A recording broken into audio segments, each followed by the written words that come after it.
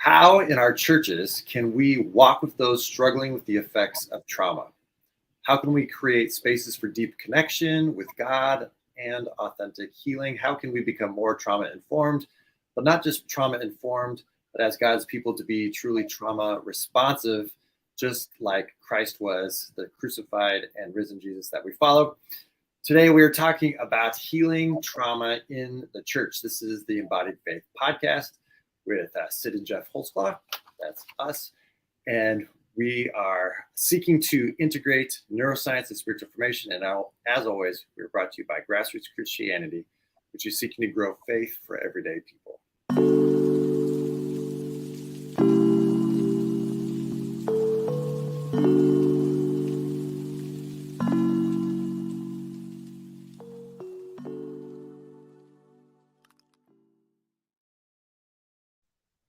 I'm very glad that we are bringing on Janyne McConnaughey back on the show. She is a nationally known trauma-informed author and advocate. She is currently a distinguished visiting professor at Tabor College and serves as the board president for the Attachment and Trauma Network.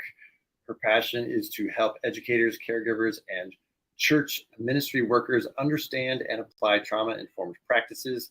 She recently wrote a book called Trauma in the Pews, The Impact of Faith and Spiritual Practices. Janyne, and now Cyd also, we're so glad that you're joining with us again. It's great to be here again. I enjoyed our last conversation so much. I'm sure I'll enjoy this one equally. Yeah, well, last time you were just wrapping up and getting ready to publish Trauma in the Pews. And that was actually a year ago. I was looking at the show notes. That released just about exactly 12 months ago. And we covered kind of your understanding of trauma, how to define it. When we were emailing back and forth, you're like, I've defined trauma so many times on podcasts, I don't want to do it again. So we will link to that show in the show notes so you can see the first time where she does, where Janyne just brilliantly kind of covers all these different things. And at the end of the book, and I think you hadn't quite written that, you did write kind of like a quick principles for trauma responsive ministry, which I think we teased out a little bit in our show. But you were really wanting to kind of focus on honoring the healing process. Is that right? Yes, I said I had 5 principles, and they're in the book. But one of those was to honor healing. That in order for a church to be trauma responsive, that they needed to honor healing. And in order to do that, they kind of had to understand what healing trauma looked like and how to support the healing of trauma. So that's kind of where I'm headed with the next book, is for the survivors themselves to understand that, because for the most part, they don't until they get into the process. Yeah. I'm just curious. Can you say a little bit more about what you mean by honoring, right? Like how a church would honor the healing process? I think that many times that during the healing, I just want to say healing is really super messy. It is so messy. And in that process, you're taking down all of your survival structures that you have built up for a lifetime. And as you take them down, and as you're building new, healthier structures and coping mechanisms, there's this space in there where you barely know who you are. All of the ways that you've lived your life, they aren't effective any longer. And that's partially why you need to heal. So there's this messy place in there. So when I say to honor it, I'm saying to understand that the messiness is part of the healing process. And to understand that people are not being weak. They're being the strongest you could ever imagine them. Yeah. Yeah. Okay. Yeah. I'm just thinking, even in my own story of life in the church, I think there have been times when people have said, I'm addressing my trauma, and then all of a sudden it looks like they're falling completely apart. Right. And that's what you mean, right? By that mess is like all the strategies that used to work that made it look like I was coping with my life on the outside are now, I'm finding that they're not effective, or I can't do them anymore. And so I look like I'm completely falling apart, like I'm a total mess. But can you say a little bit more about what's actually happening in that season where it looks like they're falling apart? I think that you're rewiring your brain, and so you Bruce Perry says it in the book What Happened to You. He talks about that you've been driving down this dirt road, and it's rough going, but you know how to navigate, you know how to stay on the road, you know how to get from here to there on it, but it's bumpy. And when you realize that that is the result of strategies you learned as a child in order to be able to live. And I of course, I specifically talk about childhood trauma in almost everything that I do. That you have to build a new highway alongside that. You have to develop new coping strategies. You have to learn how to self-regulate instead of controlling yourself and your behaviors, just that tight control. And so as you release that tight control that has led you to survive so far, then you feel out of control, and it feels kind of messy. And so I think that kind of explains that. Ask me more. Well, I think you have a couple of these key points about healing trauma. So I think if we go through those, that might kind of get it. But it's this idea that you have all these machinery or a pathway or survival strategies, and you're trying to now adopt a new way of living, maybe trailblaze a different way. And so one of them that you mentioned is that many of the methods used for healing trauma involve connecting with the inner child and somatic work.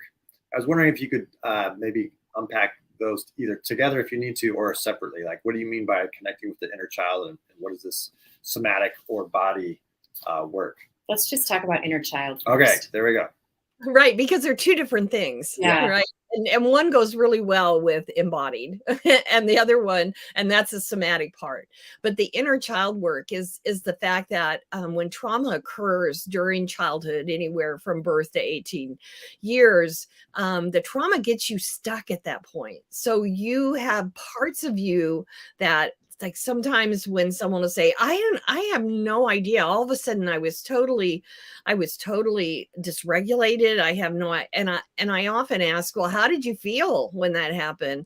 And almost 100% of the time they'll say, oh, I felt like I was 6, or I felt like I was 3, or they are able to name that age. And so what inner child work does is allows you, who now you're the adult who came to take care of that small child who was experiencing trauma, and allow you to go back and actually listen. I have this story in one of my books where Janyne, my little child self, is talking to God and about me, and saying she just won't listen to me. I've been crying for help for years, and she just will not listen to me. I need help. And so that's really what that does. But in the church, a lot of times we say, well, you need to leave the past behind. Well, you never leave the past behind until it's resolved. And that's the whole problem with trauma, is that the experiences seem like they're still happening right now. And so the inner child, there's a lot of different methodologies for working with that. Internal family systems is one of those. Inner child work, attachment therapy. There's a lot of different ways, but it is necessary to go back and find the child and work with their feelings that they're still holding. And of course, I use EMDR. My therapist used EMDR, and what the genius of EMDR is, it helps you to go back and feel what you felt as a child, but at the same time you are viewing it as an adult. And it's a perspective changing thing. For instance, an example of that would be that my mother was always dragging me out of situations and telling me to stop seeking attention. And when I got to that memory, one of those memories in EMDR, I went, oh my gosh, she was trying to protect me. She knew that I had been abused and she was trying to protect me. But I always just felt shame about it. And so that's an example of how the perspective changes in doing inner child work. Yeah, it makes me think, are you familiar with like Emmanuel healing prayer? like the idea, or I don't know if that's something familiar to you, but it reminds me of that in the sense that, because I've done some parts work as a coach, and then some of the work that I do with people. But the other thing that I find to be really exciting is if people have a willingness and a desire to connect with Jesus, that holding Jesus' hand or being in the companionship of Jesus and asking Jesus to go back. Is there anything you want me to see in that memory, or what do you want me to understand about that memory that I couldn't understand in that childlike place? And I know that has been an incredible healing process in my life too. And Jesus took me back to a memory of when I was 4, and it was this very painful memory. And it was a memory in which I felt all alone and people were laughing at me. And it was, a very difficult memory. And in that memory, Jesus stood between me and all of the people who were sort of ridiculing me, or the people that I felt judged by. And he stood in front of me and he just said, "What a clever choice you made." Because I was being mocked for the choice that I had made. And it was, that was the thing that was so upsetting to me. But in reality, Jesus was looking at me and saying, "You were 4. Like, that was such a clever choice for a 4-year-old. And no, none of the adults in the room understood it, but you were 4. That's so clever." And it just changed the way that I held that memory, and it changed the way that I understood it. So that perspective shift that Jesus was able to give me, of that, like, you were actually being brilliant. Yes. And that's and I am familiar with the process that you're talking with. And I have several friends who have been trained in AUs and have been through that process. And I think that for me, it needed to be because so much of my abuse occurred within the church. And I think that's a caveat that needs to be understood, is that for those that I know who experienced abuse at that age within the context of the church, that it just gets all, I called it tangled in the sanctuary, right? Where and so it was interesting, because my therapist said I was a Bible college professor the whole first year I was in therapy, right?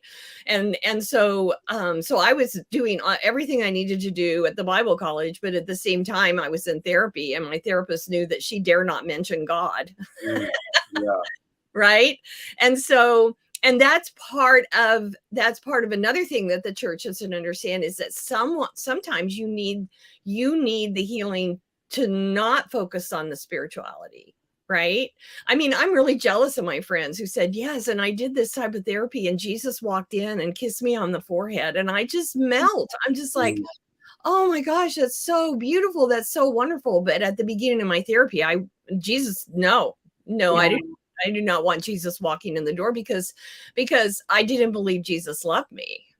And so I had a lot of healing to do before I could get to that point. And so, but I agree that those are very similar. The inner child work in both of those processes are different, but you have to know your client's story. Oh, absolutely. Right? Yeah. And I do have people who I would never, ever try to do that with, because of that pain, because of that. I don't know how God feels about me. And I do know how God feels about me, and he really is not happy with me, or he's not good and he's not kind. So I would never do that. But I was just like, it just reminded me of that, though, the importance of that perspective change that you were talking about. Yes, exactly. Being able to see the involvement of the other person in the story too, and what they might have been trying to do.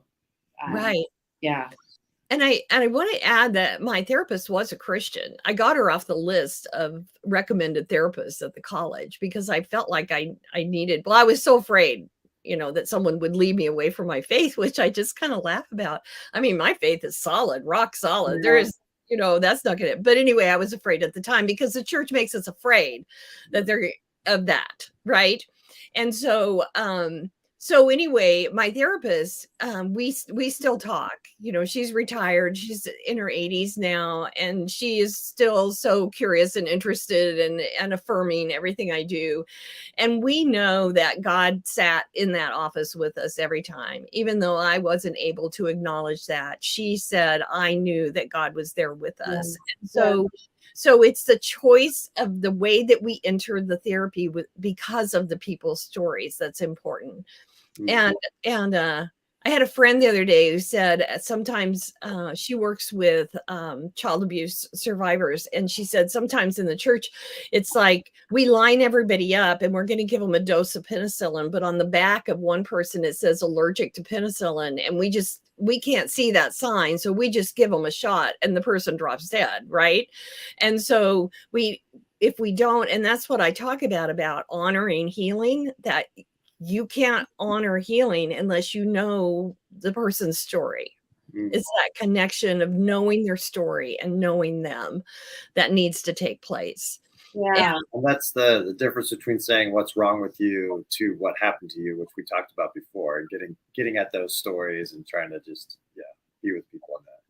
Yeah. And actually Jesus did that at the well. He goes, oh yeah, you've not just had one, this isn't your husband, all of that whole thing, that I love all the places where Jesus obviously knows their story. Yeah. He doesn't ask them their story. He knows their story and defends them like in yours, Cyd, Yeah. So, yeah. Yeah. So that brings up an interesting point, because I think you've also said, that talk therapy is not the most effective approach, and it actually even can kind of prevent the rewiring. So to what extent do telling the story and talk therapy, what are the differences there as far as like a childlike approach to telling stories? Say more about the storytelling, but not talk therapy. Right. Because you're on that dirt road, and every time you tell that story, you're digging a deeper rut on the dirt road. And unless you're helping to change the perspective and create new wiring. So I think about when I was a kid, and they would, people would get up and testify on Wednesday night, right? And they would recount all of their sins again and again and again and again. And it never, I listened to them and I thought, they don't feel like their life with Jesus is very happy. They just keep recounting all of the things that they've done in the past that were sinful. And so, for the reason, I asked my former therapist, I said, so talk to me. I mean, you wanted to hear my story. She said, well, I wanted you to be able to voice your story, but I didn't want you to keep repeating the story. I wanted you to change the paradigm about your story. I wanted you to reflect on it in different ways, because that's how your brain rewires. And every time you bring up a memory, you change that memory just by the fact that you brought up the memory. And the wonder of that is that you can look at that memory with a different perspective. And for most survivors of childhood abuse, that major change is to realize that they didn't do anything wrong, and that it wasn't their fault, and the adult was the responsible person, and the adult was not behaving, which children have a hard time accepting, that the person who cares for them is also the person who's hurting them. That's a really, really difficult thing. So, so in talk therapy and I don't want to be like the person who's like totally against cognitive behavioral therapy, because there are things that need to be rethought. There are things that we need to think about differently, but it's all cognitive. So it's all prefrontal cortex, and trauma is in the limbic brain, the brainstem, and the body. And so you can talk about healing, and you can work to change thought patterns. But if it doesn't get down into the emotions that you felt at the time of the trauma, and to heal those at a deep emotional level, then the trauma remains in your body. Yeah. And so I mean, I'm preaching to the choir on this one, that the church has made us super cognitive, right? And super, we can control ourselves. I wrote a blog once about fruits of the spirit through control. I will be kind. I will, all of those things, instead of healing all of my inner wounds so that kindness just naturally flowed out of me. Yeah. And so Yeah, the idea that willpower and rational thinking will somehow overcome all these things. And that's where, like, cognitive behavioral therapy can be good, like, short-term help to kind of like reframe things so that you can kind of maybe set a different track, or create some emotional resources to help you do the deep work. But if you don't do the deep work, then it won't change it. So I started by asking about the inner child and somatic work. And so we were talking about the inner child, but the second part is that somatic work that you're talking about. Is that right? Right. And I did a lot of different things that were very that include it had to be physical, and so when we talk about somatic work, sometimes it's a reenactment and a finishing of the trauma. So to be for me, one area that was somatic was that when I feel trapped and pinned in a place, that I can actually get my body to engage and walk out of the room. Okay. And that but those memories, it's a tricky thing because those memories live on in your body. So let me give my example of this. When I was 23 years old, I tried to drive my car off a cliff, and I stopped the car, which I didn't. I realized during therapy, I realized, yes, I did try to put my foot on the brake. I hit the clutch instead, and then I pulled up the parking brake. So anyway, I'm running. Then I got out and I ran toward the cliff, and miraculously, a man stopped, saw what was going on, and he talked me off of the cliff. But when I turned, my feet slipped and I slid down, and I grabbed onto a branch, and then he pulled me up. And so my entire life, my hands were clenched, and I would go to do manicures, and they would say, you need to relax. You need to let your hands relax. And I didn't know they weren't. And so I had a young woman who was my manicurist at the time. And as I went through the healing process, she said, "You're more relaxed than you were last week." And then she said, "You are so relaxed today." And so over the span of months, so the trauma, that's my very best example of explaining that the trauma is held in your body.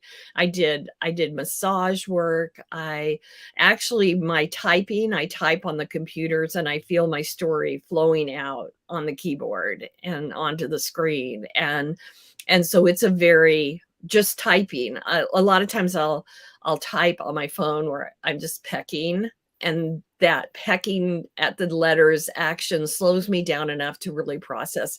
So there's so many, I mean, I could, you could write, there's thousands of books on what somatic therapy is, but it is body work is what it is. And so, and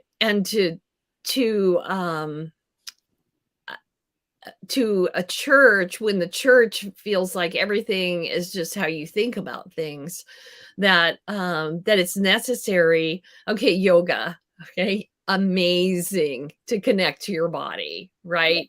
But I was led to believe, because I spent 20 years in fundamentalism.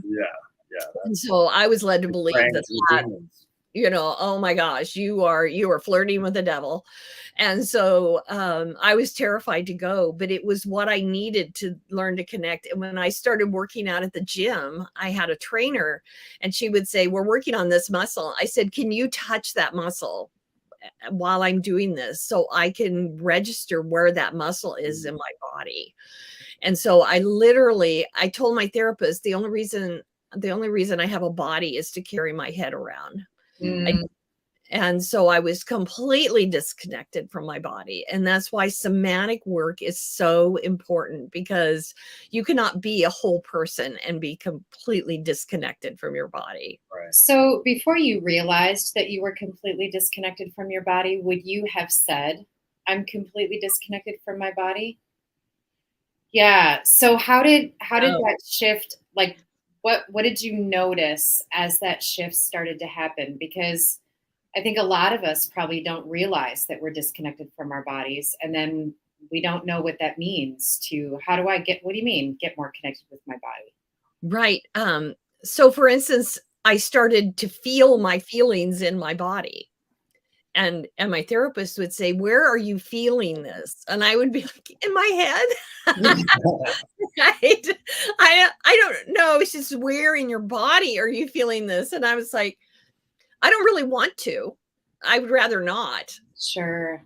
Right. And so so that whole process, and so when we tell people to not trust their emotions, then that just makes this so much worse, because emotions are feelings in the body. Mm-hmm. And so when we say not to trust, then we're building that separation and keeping people out of connection with their bodies. And of course, if you've been traumatized, the sensations in your body are terrifying. And the only way, the only way a little girl could survive is to disconnect herself from her body. And so, but no, I would have not known that. I remember I just stared at my therapist when she said, "Where do you feel that in your body?" It was like the most foreign question I had ever been asked. And I was, 61 at the time. And so I just think, oh my goodness, we have to, and really, if you study the Jewish nation and Hebrew, they did not, the soul and the body, it was all of the body. And so it's very different. It's a very westernized thing that we're dealing with. Yeah. Yeah.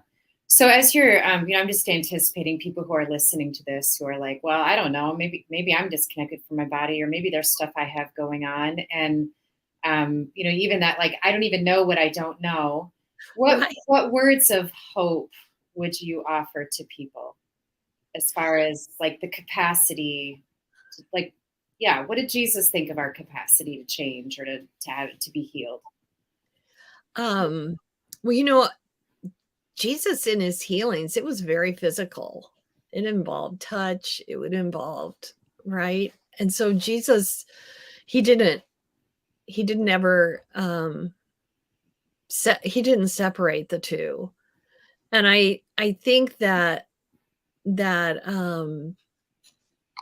it's just, when you think about joy, so one of the things that I was always longing for was joy. And the only way that I really felt like I experienced joy was laughter. And so I was like the funniest person in the room. I'd love to make a room laugh. And so I still am funny, but I don't have to be the funniest person in the room, and I don't always have to make everything be funny. And so, but the laughter is a full body experience. Yeah. Right. And so that is, you have to have a full body experience in order to experience joy. You feel joy in your body. I mean, what joy is this download of all of the wonderful, healthy, happy chemicals, right? I don't biologically correct expression. And so I couldn't feel joy because my body was too filled with trauma and stress hormones and all of the ways that I was coping and ignoring my body. So I think that those things are the ways that we help people to understand the reason that you can't experience joy, the reason that you can't seem to enjoy life, the reason that is because you're disconnected from the body that would experience it.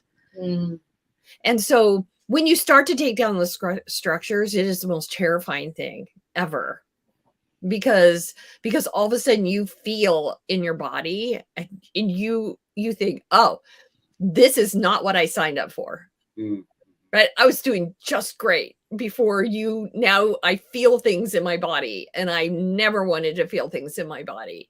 And so so that's something that people, they need to understand about trauma and healing trauma, is that people get afraid. because they're not used to experiencing things within the body.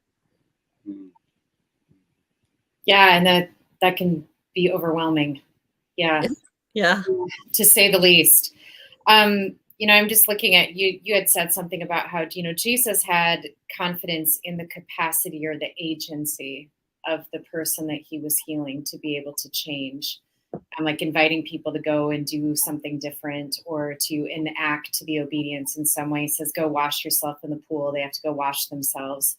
And then you make this he never asked for a person to be dependent on him. Can you say a little bit more about the importance of enacting agency as part of healing from trauma? Well, one of the most important parts of healing is to realize that you do have agency, that you can make choices, that you can make good choices, and that you can be the owner of your own life, and that you can move ahead with decisions and move ahead with plans, and and one of the church teachings that is so difficult is when they say you can do nothing without Christ. Nothing. Well, you can. Right? You can do everything with Christ.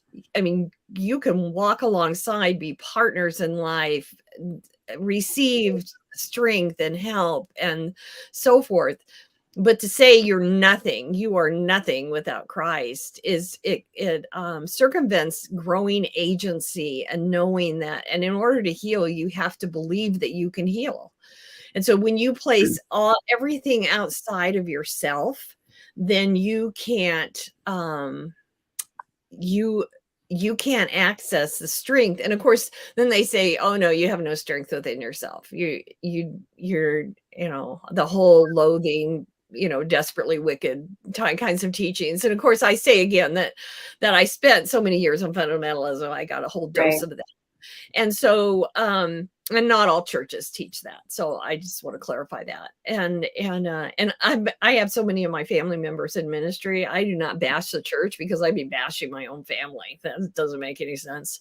So, but anyway, I think that that I love when Jesus says to the woman, I hate the description, taken in adultery. It's all about her, right? So, but when he talked to her and he said, just go make different choices, go do differently, and he believed that she could. Yeah. Right.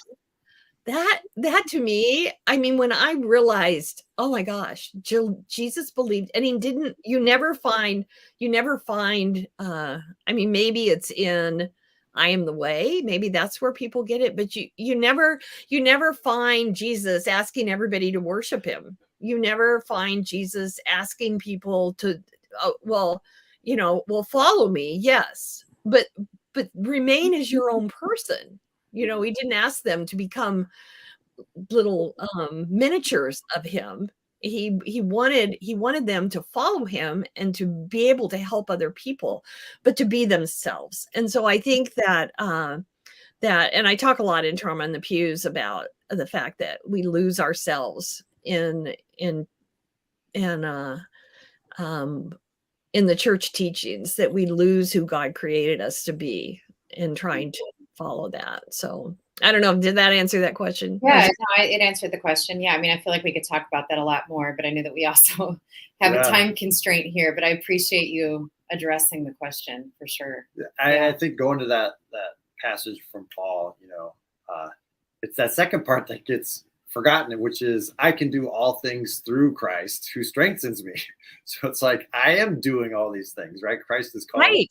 And I see, Cyd and I, we wrote our whole book, Does God Really Like Me? With this idea of like God is seeking partners in this work of partners, salvation. not puppets. Yeah. Right. We didn't even write that. That's a good one. That'll be part 2. Yeah. Jesus is looking for partners, and we still can call him Lord and Savior.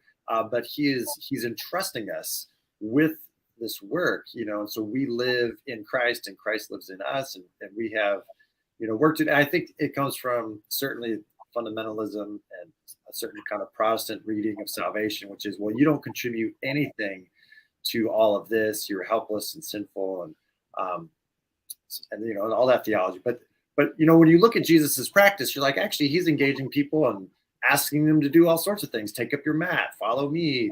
And then he's touching people. He's touching the leper.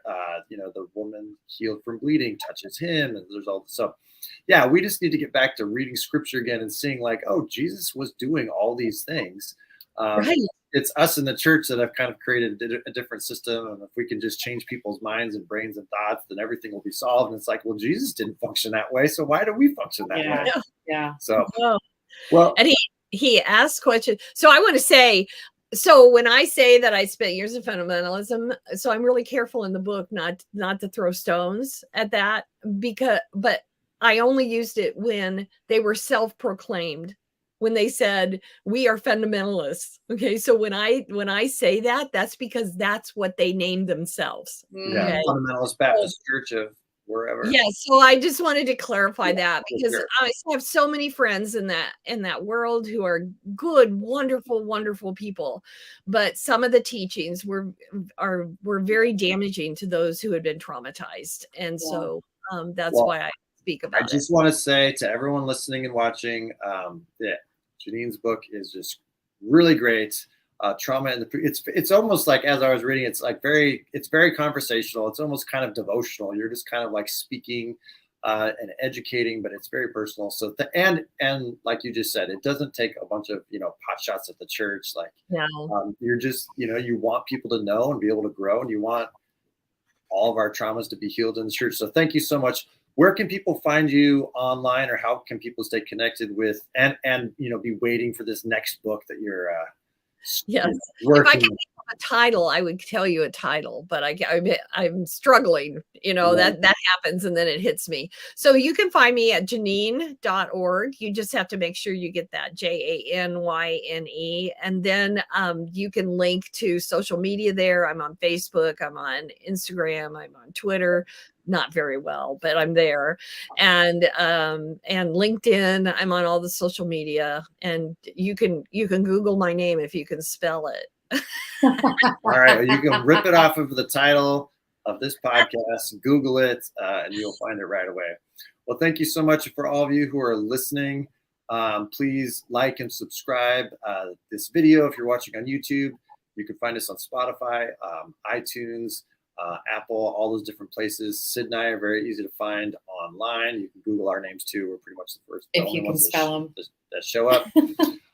And please share this episode with friends. And Janyne, thank you so much for being on with us. Yeah. Thank you for having me. Thank you. And I always enjoy our conversation. So thank you. Well, if we do it, you know, once a year, we'll just pencil it in for March of 2024. And see where I am. See if I manage to get this book written. Exactly. Well, thank you so much.